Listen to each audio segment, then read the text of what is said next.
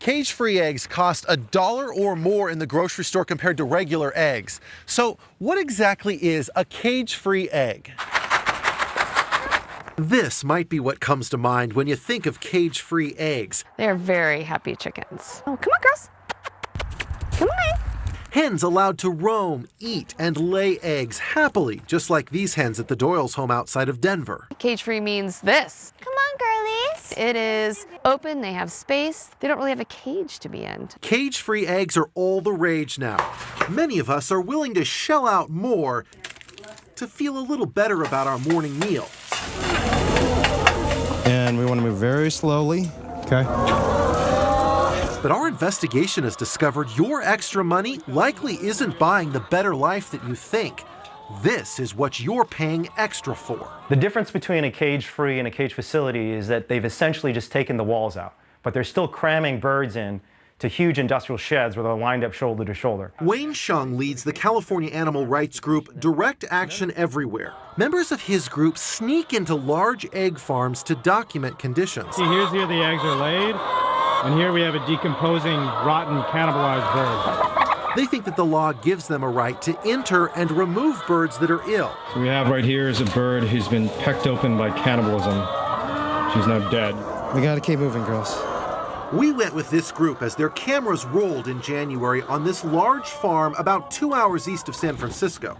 We waited at the property line as animal activists filmed inside. You can see this bird still moving. It wasn't hard to spot birds in bad shape. This is what this egg producer considers a cage-free egg barn. Customers absolutely do not know what they're getting when they buy cage-free eggs.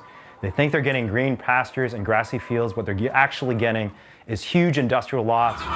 This is the laying hen facility. Darren Karcher is a chicken expert who helped build this research facility at Michigan State University. Why do we call it cage-free? I'm not saying it is probably the most appropriate term that we could have chosen to use, and why it was ever chosen, I'm unclear. But the idea was that if we look at how the majority of eggs are produced, they are produced within a cage. And so giving the birds access to the floor or access to stuff that they can scratch in where they can get out of the cage is cage-free.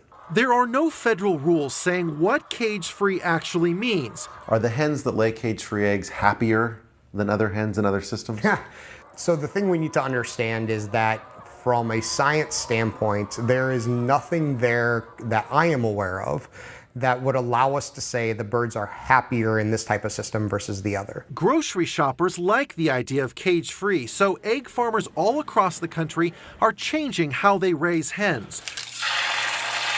Large fast food chains like McDonald's and Taco Bell have also pledged to eventually use only cage-free eggs. Karcher would like to see customers more educated about what they're paying for so they can make their own choice, whether they want to pay extra for this